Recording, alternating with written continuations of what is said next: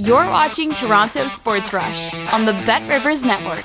Welcome into the Toronto Sports Rush. Hradek here alongside my NHL Network colleague and longtime NHL player, two-time Stanley Cup winner, 961 games in the National Hockey League, and a former Toronto Maple Leaf, Dave Reid. Dave, how are you today? Hey, EJ, I'm good, thanings. How are you doing these days? Doing good. I will see you later over at the shop, as they Absolutely. say. But I wanted to get you on here and talk a little bit about the Leafs with you because you were, from the get-go, you were someone that really was not really high on this Maple Leafs team this year.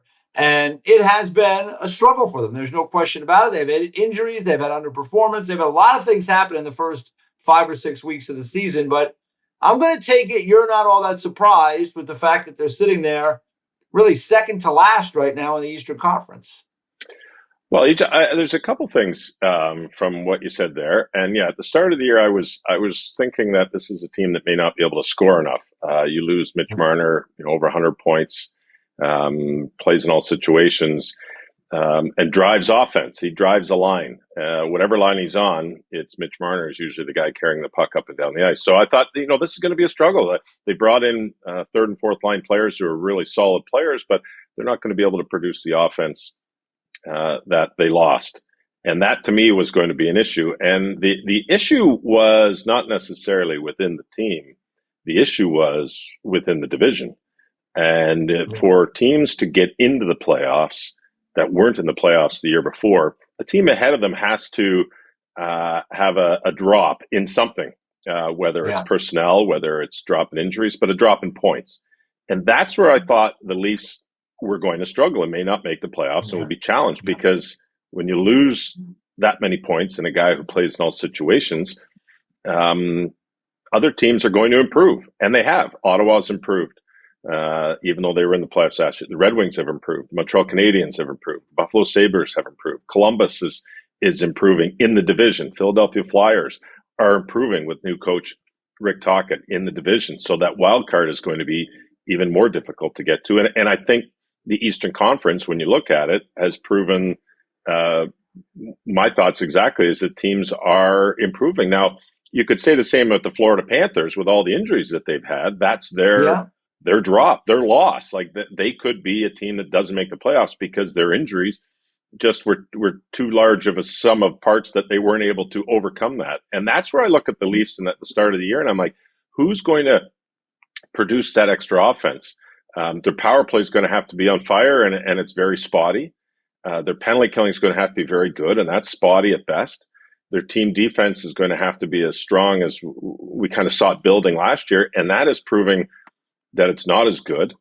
Again, with injuries to Tanev is not helping right now. And, I never thought that Anthony Stolarz would come out and have such a poor start as he's had. And unfortunately, he's injured now. So it's kind of a combination of everything. But I thought it was going to be difficult for the Leafs. And if they didn't make it, I wouldn't have been surprised because of the drop in offensive production. All right. So wrapping that one up, Eej. Their offensive production is still there, which to me it's still there. They're scoring. They are remarkable. Scoring. You're right. Yeah. From Nylander to Tavares to Matthews to Nyes, their top four are once again getting it done. So that's where that's where my thoughts were kind of coming around. It's like, this is going to be a very difficult year. And, a lot of people in Toronto didn't want to hear me talk about it. And, I wasn't going, I don't do other radios or stuff that I'm sitting, spouting it off. But when you're, I got a lot of Leaf friends and we're sitting chatting. I'm like, this is going to be a tough year. It could be a real challenge for this team to get in the playoffs. And right now, the way the East is going, if this continues, it's going to be a great race. It's going to be a lot of fun, but it's going to be a challenge. Yeah, I'm kind of with you. I felt like it was going to be a bumpy ride for the Leafs this year. Like last year, a lot of things went right. And, to your point, other teams have gotten better. And it's been exacerbated really by the fact that they've had some injuries. They've had they've had underperformance. You're right. Stolarz has really struggled. And now he's injured, so he will be out. He will not play against the Kings on Thursday night. We'll see what his availability is moving forward. That leaves him with Hildeby as the guy in goal, who really, to me, is kind of a minor league goaltender at this point. Joseph Woll is out of the picture. He is working to get back in, but I think that's been the bigger problem, is that with Joe Woll out due to personal reasons, Stolarz has struggled. Like, those two are good together. When they're together as a pair, they're really strong. Right. But the Absolutely. fact that Woll has been out, Stolarz has had to handle the load by himself, and the team hasn't defended well. It is an older group of defensemen. Now Tanev is out, as you pointed out. So there's challenges there moving forward, and you're absolutely right. The teams in the division, that this is going to be a crazy year. I've said it a number of times, Reader. This is going to be. I won't be surprised if kind of a team that we had no thought would make the playoffs in either division, in either conference, makes it this year. It's that kind of year with the schedule, the Olympics, all the things that go into it. So there's going to be some challenges. When you look at this team, what can they start to do better? What can they grab onto? Because already it seems like, they feel like there's taking on a lot of water. Well, the easiest thing in hockey is to play defense and not be a defenseman. But the easiest thing in the game is to commit to a team structure and cover your guy, cover your zone, be in position to defend. They haven't done that as well as they did last year, and they haven't committed to that defensive structure that they're going to need to get through. When your goaltender struggles a little bit, all right, well, we've got to cut down shots in the slot. We've got to cut down rush chances. We've got to make sure that we're not cheating in situations. We've got to look to win games 2-1 to win games 3-2. We've got to make sure our power play, when given the opportunity, is really clicking. You hate to use the word cheat when you talk about things, but you can't cheat on plays. You can't anticipate, I'm going to be going, you're going to get the puck out. I'm going to have a breakaway. Give it to me.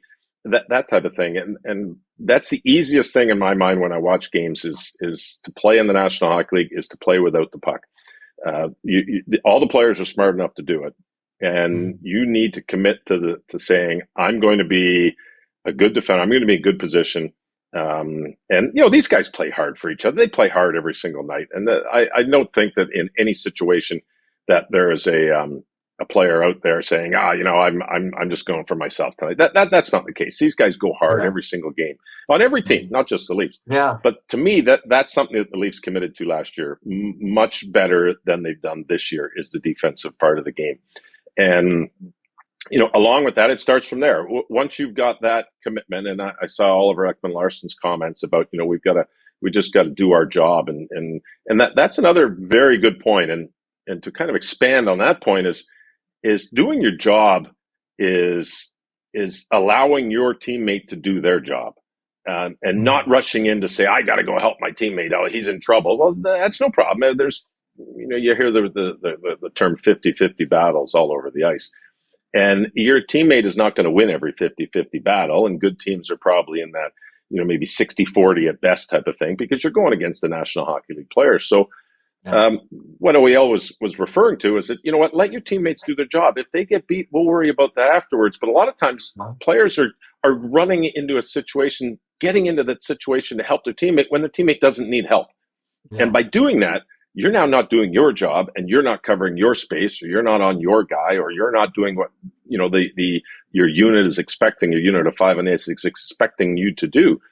And that creeps into the game when players start to ease up on their defensive responsibilities. It creeps into the game when you start, you give up a bad goal. It creeps into the game when your power play is not clicking, and guys are like, I've got to do a little more to help my team out. And I thought it was a perfect quote by Oliver Ekman-Larsson as to what you need to do to be a better team and a better player. It's just do your own, take care of your responsibility and do your jobs. And that's starting to creep in, and that creeps in with teams that get in losing streaks. It creeps in with teams that are, losing regularly or have got a lot of young players and mistakes are made. And this isn't a young team by any means.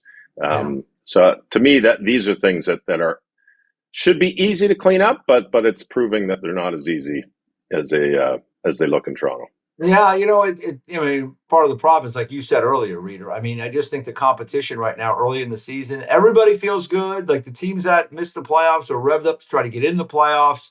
The competition is really hard. The margin of error is small, and you say it gets harder to clean up when the games are just so tight to begin with. And I think, that's a big part of the problem. I mean, they've caught the Bruins at the wrong time. The Bruins started out 3 wins and they lost, I think it was 7, and now they've won 7.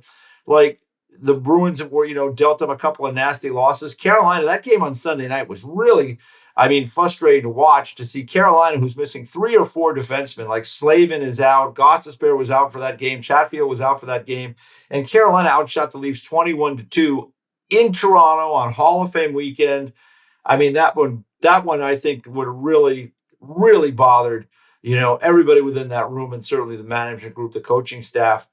And one of the things that, came out of these 3 losses that they had was Zadorov, he ends up hitting Matthews. Matthews is out now. He hit Lawton. Lawton's on the IR. I didn't see that immediate pushback that sometimes you see. And we complain, you don't want to see guys, fights after clean hits. But I do think, it tells me a little bit about, what's going on within the group, that nobody raced in there. I mean, Zadorov hit Matthew Schaefer 2 weeks ago on the island, the young defenseman, and it looked like the whole town of Uniondale, or wherever the hell they're playing now, was on Zadorov. So, what did you feel about that? You've been in these moments, you've been in these games, you played with great players, you played with Bonanno, you played with Forsberg, Sakic. Guys get hit like that. I expected a little bit more of a physical response. Yeah, I think this team has the ability to have that physical response as well, up and down the lineup. And yeah, but where is it? Yeah, well, that's what I'm getting at. It's kind of the big bad Bruins were started with Bobby Orr by saying, if one guy gets punched in the face, then 5 of us are going to jump on that guy and punch him in the face. Yeah. And that's kind of way you have to deal with when you've got a player like Zadorov, who might be bigger than everybody. Well, if he's got 2 or 3 guys coming at him, and and I'm not making any excuses as to why it didn't happen or what's going on. Yeah. But you look at it, the message is, we've got to get some wins. We've got to play better. We've got to get some wins. Our penalty killing is not going good. And, I didn't see that game really tight. I saw the hits. I was kind of in and out. I was working that evening when the game was going on. Yeah. So I wasn't able to watch a complete 20 minutes and 60 minutes at a time. Yeah. We were kind of in and out doing, the NHL Tonight and such. So I look at that as, sometimes it's like, guys might be on the bench, take a number, and I saw the replays of the hit on Matthews. I didn't think it was terrible. And then he went back to hit him, and that's where he left the game. And now reports are coming out. They're not even sure if they're saying, and we're never going to know with injuries in Toronto anyhow, but they're saying it may not have been that hit.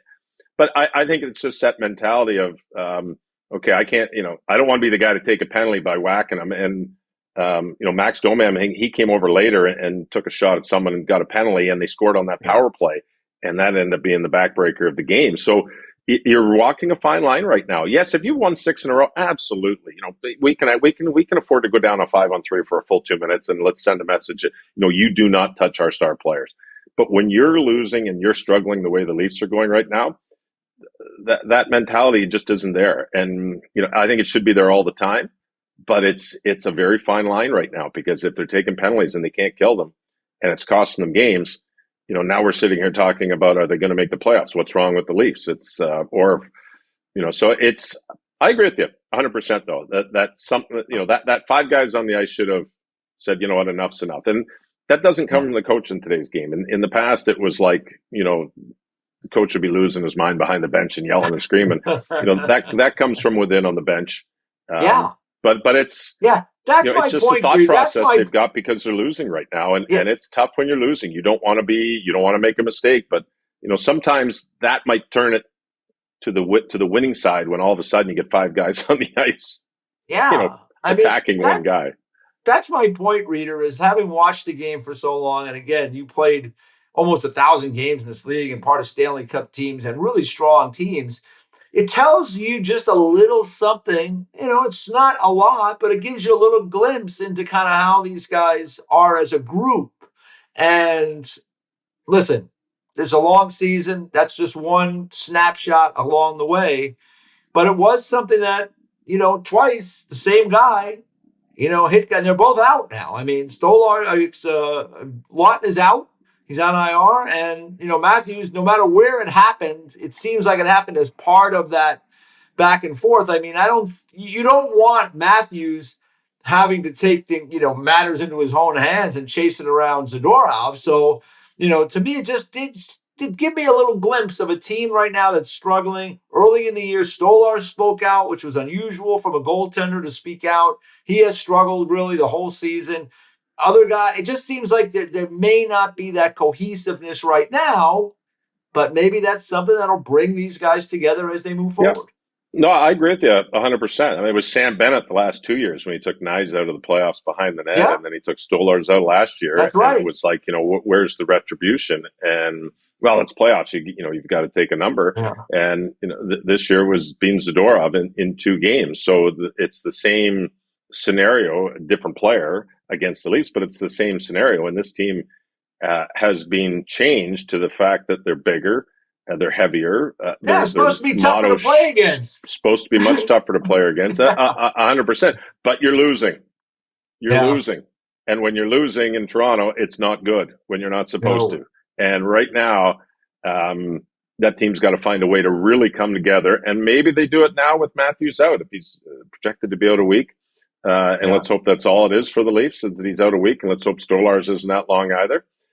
They get Joseph Hall back, but this might be that opportunity. It's like, okay, guys, you know what? It's time to change, and we're not in the 80s or 90s anymore, though. As well. That's you true. Can't come out running and trying to. Hey, if you can kill every penalty, if you can kill 90% of your penalties, absolutely take a run at everybody. If you're killing 70% of your penalties, you better not run at anybody because you're going to lose the game, and that's part of the problem. If and I killed penalties, and I was like, take penalties, take all the penalties you want, we'll kill them.